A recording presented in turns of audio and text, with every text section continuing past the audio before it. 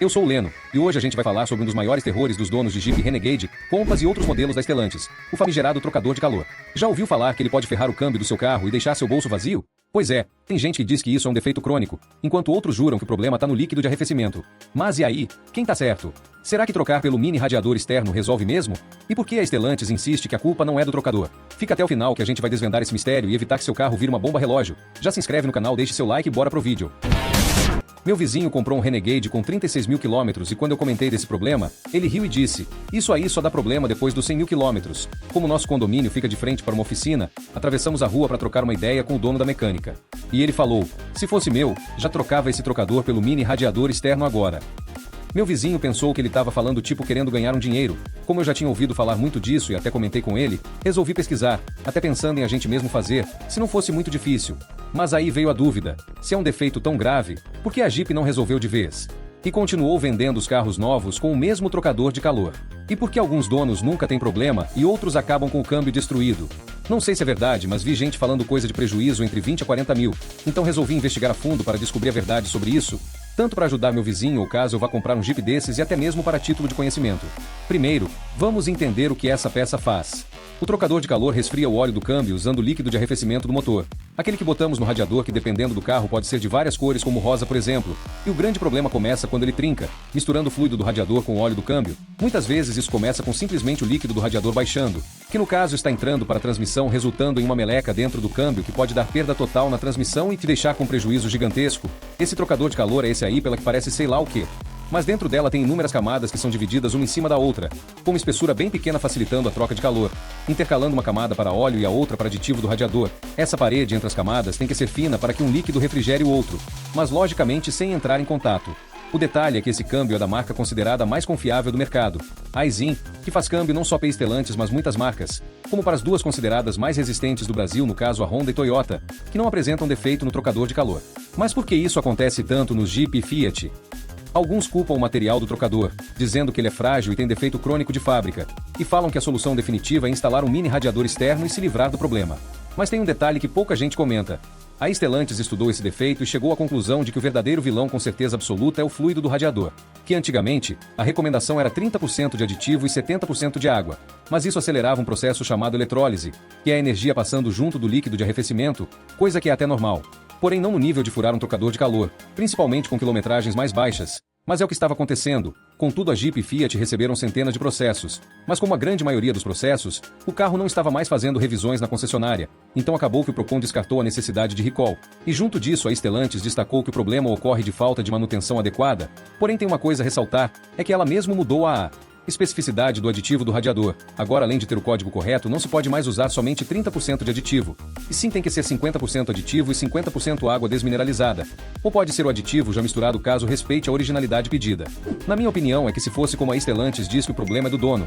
Então por que depois de 2 anos eles mesmos usando todas as peças iguais recomendaram a troca do fluido? Então o que está mais claro é que foi um erro da fabricante na recomendação do aditivo, ou pelo menos da sua porcentagem. E isso pode acontecer em carros de todos os anos, mas a maior recorrência é no Renegade de 2015 a 2018. No Jeep Compass entre 2017 a 2019 e na Fiat Toro entre 2018 e 2020. Porém, como falei, todos os anos estão suscetíveis a esse problema. E mesmo a Stellantis dizendo que a grande maioria de quem tem esse problema não fizeram todas as revisões na concessionária e no tempo certo, acaba que eles já perderam dezenas de causas na justiça, pois muita gente perdeu o câmbio e algumas relataram prejuízo acima de 50% no valor do carro. Mesmo com todas as revisões em dia na concessionária tiveram esse problema. E um dos motivos para principalmente a Jeep perder uma grana nesses casos foi por não trocar preventivamente o trocador de calor, que atualmente a troca recomendada é com 40 mil quilômetros. E o normal que as pessoas relatam ter o problema de mistura de óleo com fluidos é acima dos 45 mil quilômetros.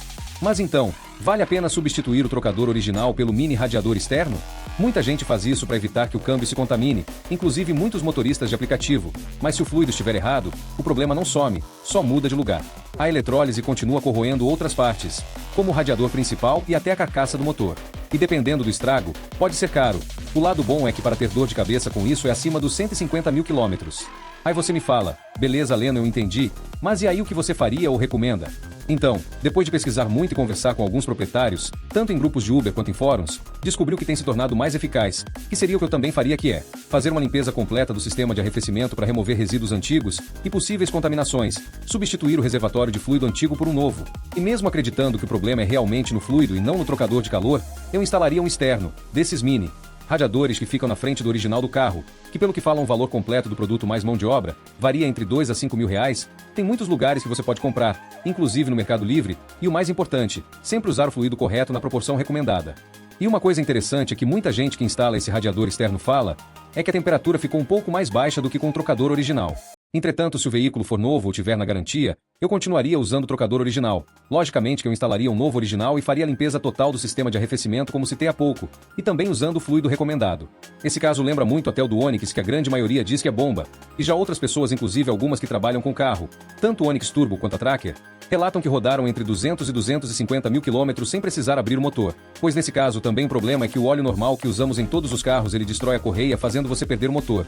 Mas a GM recomenda o uso do óleo com partículas anticorrosão, eles além de proteger o motor evitam desgaste na correia banhada a óleo, no caso o Dexus 1. Em relação a Stellantis eu achei sim que foi sacanagem, mesmo acreditando que pode ser problema somente no líquido de arrefecimento e troca prévia do trocador de calor. Mas mesmo assim causou prejuízo em muita gente que confiava nas marcas. E sobre os motores 1.0 turbo da Chevrolet, eu também acredito que usando o óleo correto você não vai ter muita dor de cabeça. Mas realmente o motor 3 cilindros é mais frágil do que o de 4 cilindros. E você o que acha? A Stellantis vacilou? Diga aí nos comentários o que vocês acham desse problema da Stellantis e se confiam em motores 3 cilindros. Inclusive temos o vídeo dos melhores e piores motores 3 cilindros, estou deixando aí no card. Espero que tenha te ajudado de alguma forma. Se curtiu o vídeo, dá-lhe dedada no like. Se não curtiu, dá um like também só para ajudar. Não esquece de se inscrever, compartilhar o vídeo com os amigos e ativar o sininho para não perder os próximos. E se quiser apoiar o canal, se junte ao clube de membros. Muito obrigado por assistir, e partiu!